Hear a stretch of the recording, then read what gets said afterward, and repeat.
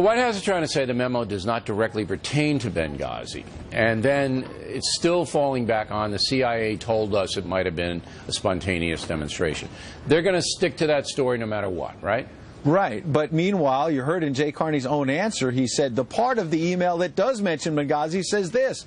So it does mention Benghazi. Now, maybe the vast majority is not about Benghazi, but part of this email was about Benghazi, and it was turned over by the State Department, which Jay Carney sort of sloughed off and said, well, I don't know the State Department procedures. The State Department is part of this president's administration. They're not going to move forward without some sort of agreement on that. So they're not some rogue agency. And so for them to respond to a lawsuit on Benghazi by releasing this email suggests that the president's own State Department, not Darrell Issa, not some Republican, thought this was about Benghazi.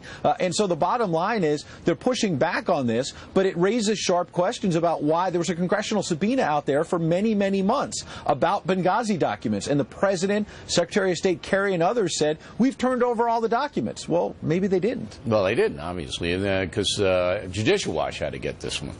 Now, when you guys are having lunch in the White House little commissary, whatever you do, is it a topic of discussion how many in the national press simply don't want to cover the story? It comes up, and other reporters will, kind of tease me about the idea that this is a Fox story, and what about Benghazi, that we're going to just shout that at the president randomly, and it becomes kind of a back and forth. Do they really believe it, though? Do they believe that it's a Fox story? There are many people in the press corps who believe it is a Fox story, yes. That it's not important that the U.S. military didn't mobilize to save an American ambassador, that it's not important that the Obama administration misled the world, and they still haven't said that we made a mistake?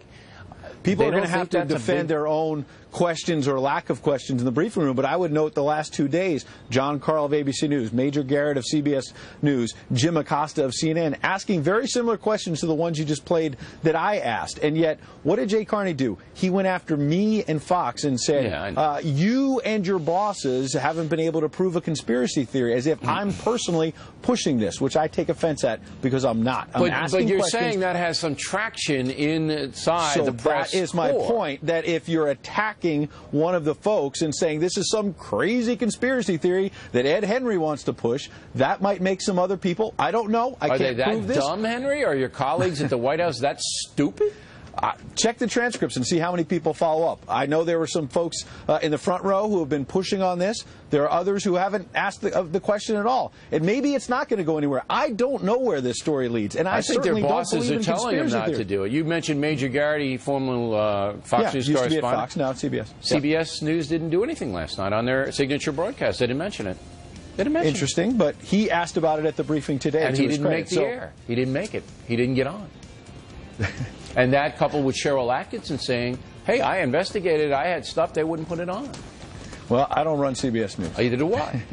But isn't it curious? Isn't it curious?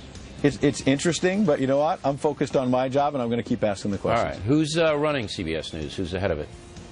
Jeff Fager and David Rhodes. And who's David Rhodes?